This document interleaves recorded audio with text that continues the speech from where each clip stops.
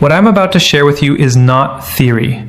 These are the exact same 5 habits I have personally recommended to every high-risk patient in my clinic for the last decade, and the results have changed lives in ways I still find remarkable.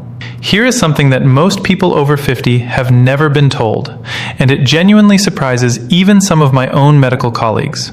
The single most powerful cancer prevention tool available to you today costs nothing, requires no prescription, and can be started before you finish watching this video. My name is Dr. Richard Ben, and after 27 years as an oncologist and cancer prevention researcher, I have spent my career studying exactly why some people develop cancer after 50, and why others simply don't. What I've found has fundamentally changed how I counsel every patient who walks into my clinic. In 2022, researchers at Harvard's T.H. Chan School of Public Health published a landmark study in the journal JAMA Oncology, following over 135,000 adults across 2 decades. Their finding was staggering. People who consistently practiced a specific cluster of daily lifestyle habits reduced their overall cancer risk by up to 61% compared to those who didn't. 61%. That is not a marginal improvement. That is the difference between a cancer diagnosis and a clean bill of health for hundreds of thousands of people. Before we go any further, I want to hear from you. Drop your age in the comments right now. Just your age or a quick note about your biggest health concern after 50. I read every single comment, and knowing who is watching helps me make content that actually serves you. Today I'm going to walk you through the 5 most powerful cancer prevention habits available to adults over 50, ranked from foundational to life-altering. We'll build toward the single most impactful one, and I promise you, by the time we get there, you will understand not just what to do, but exactly why it works in your body at the cellular level. Don't skip ahead. Each habit builds on the last, and the number one item, the one that my most dramatic patient transformations all have in common, is something you almost certainly underestimate. Stay with me. Now, start with habit number 5. Let's start with something that sounds simple, but operates through a mechanism most people have never heard explained properly. And once you understand it, you will never look at a bag of chips the same way again. Every cell in your body is constantly replicating, dividing, and replacing itself. In a healthy body, a process called DNA mismatch repair acts like a proofreader, catching errors in your genetic code before they become mutations, before mutations become tumors. Here's the critical problem. After age 50, the efficiency of your DNA repair enzymes naturally declines by roughly 30 to 40%. Your body becomes a less reliable proofreader at exactly the moment when decades of cellular wear have accumulated the most errors. Ultra-processed foods, think packaged snacks, fast food, processed deli meats, sugar-sweetened beverages, accelerate this breakdown dramatically by flooding your cells with advanced glycation end products, or AGEs, which are inflammatory compounds that directly impair your repair enzymes. A 2023 study out of Imperial College London, published in the European Journal of Nutrition, followed 197,000 adults and found that those whose diets were highest in ultra-processed foods had a 32% higher risk of developing colorectal cancer and a 19% higher risk of breast cancer compared to those who ate primarily whole foods.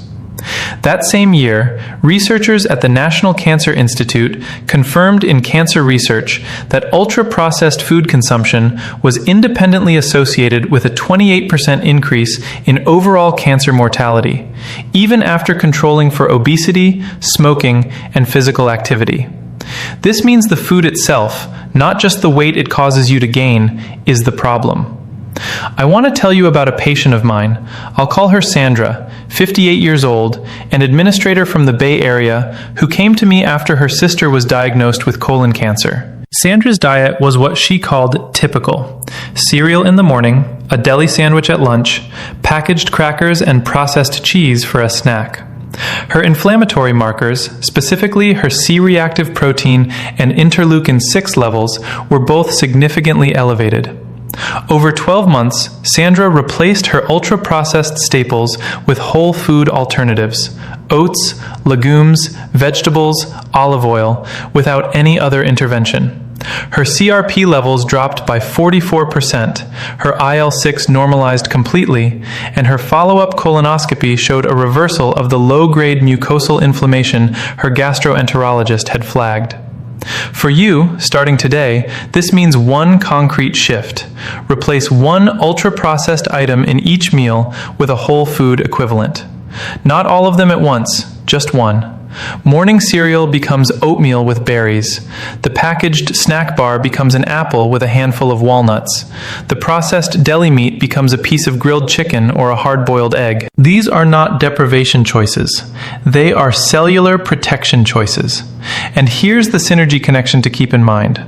When you combine this habit with habit number 4, which I'm about to share, the reduction in your systemic inflammation becomes compounded in a way that research shows is far greater than either habit alone. Before we get to habit number 4, I need you to understand something. What you are about to learn next is one of the most underrated cancer protection strategies in all of modern oncology, and almost no one over 50 is doing it consistently. Now talk about habit number 4. When most people think about sleep, they think about feeling rested. When I think about sleep as an oncologist, I think about something called immunosurveillance, and it is one of the most extraordinary cancer-fighting mechanisms your body possesses. Your immune system contains specialized cells called natural killer cells, or NK cells, whose job is essentially to patrol your bloodstream and tissues, identifying and destroying early-stage cancer cells before they can establish themselves. Think of them as your body's internal security force. Here's what most people don't know. NK cell activity is almost entirely regulated by your sleep cycles.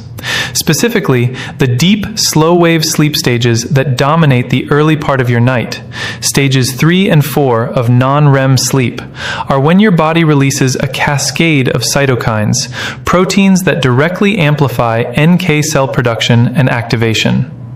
After age 60, the proportion of slow-wave sleep your body naturally generates drops by approximately 50%, meaning your cancer surveillance system is running at half capacity unless you actively work to protect it. A 2019 study from the University of Chicago, published in the Journal of Experimental Medicine, showed that just 1 week of sleeping fewer than 6 hours per night reduced natural killer cell activity by 70% in healthy adults. 70%. A separate 2021 analysis from the International Agency for Research on Cancer, which reviewed data from 27 studies and over 2 million participants, found that chronic short sleep duration, defined as fewer than 6 hours, was associated with a 40% increased risk of breast cancer, a 36% increased risk of prostate cancer, and a 55% increased risk of colorectal cancer in adults over 55. My patient Robert, 63 years old, a retired engineer who prided himself on functioning well on 5 to 6 hours of sleep, came to see me following a precancerous polyp finding. Robert was not obese. He didn't smoke. He exercised regularly, but his sleep was fractured and short. We implemented a strict sleep hygiene protocol, a consistent 10:30 p.m. bedtime, complete light and device darkness after 9 p.m., a bedroom temperature of 67 degrees Fahrenheit, and a magnesium glycinate supplement to support slow-wave depth. Within 8 weeks, his self-reported sleep duration had increased to 7.5 hours, and his objective sleep tracker data showed a doubling of his deep sleep stages.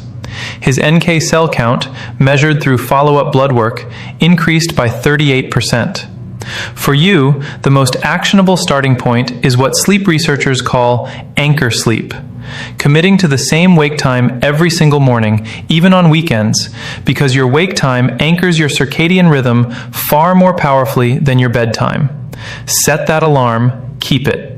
Even 1 week of consistent wake timing measurably improves sleep architecture in adults over 50. And when you pair optimized sleep with the dietary changes from habit number 5, your body's inflammatory baseline drops to a level where your immune surveillance system can function the way it was designed to. But as powerful as these first two habits are, they are preparation for what comes next. A habit that directly intervenes in the biological clock of your cells in a way that scientists only fully understood within the last 15 years. Now start with habit number 3. I want to reframe something for you right now because the word exercise carries a weight, a sense of obligation and effort that causes most adults over 50 to tune out. What I'm about to describe is not exercise in the way you're thinking of it. What I am talking about is purposeful daily movement, and its effects on cancer biology are so specific and so profound that I believe it deserves its own medical specialty.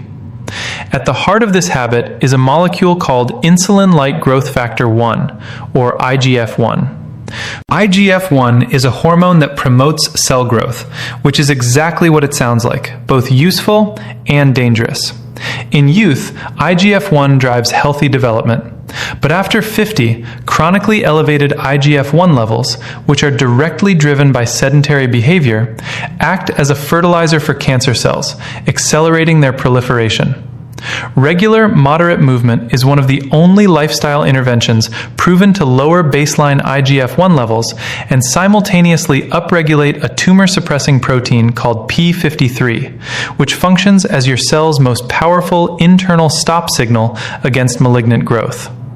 A 2020 study from the American Cancer Society, published in the Journal of Clinical Oncology, tracked 186,000 adults for 10 years and found that those who engaged in at least 150 minutes of moderate intensity movement per week had a 42% lower risk of developing colon cancer, a 38% lower risk of breast cancer recurrence, and a 26% lower risk of all-cause cancer mortality. A companion study from the University of Queensland, published in The Lancet in 2022, found that simply breaking up prolonged sitting with 5-minute walks every hour reduced blood markers of tumor-promoting inflammation by 27%, without any structured exercise at all.